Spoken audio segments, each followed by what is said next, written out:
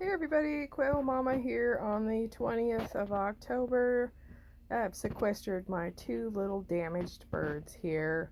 Back when we released the 9 little birds into the aviary, we had some aggression and some fighting and squabbling, and it looks like these two, probably a male and a female here it looks like, both sustained some damage to their left eyes, it looks like. Got a lot of swelling, some seepage.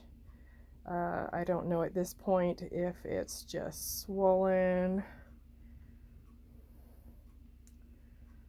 or if we've actually lost the eye. I kind of think that little girl can see through that mess.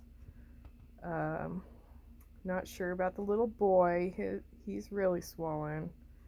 Looks like the little girl's swelling is going down some, but she's got some seepage there. So anyway, I'm hoping they're both going to retain use of their eyes, but I'm not sure what the situation is here. We got some medicated water that I hope is going to help reduce the swelling and inflammation and any infection that we have. And hopefully here in a day or two we'll see what's going on.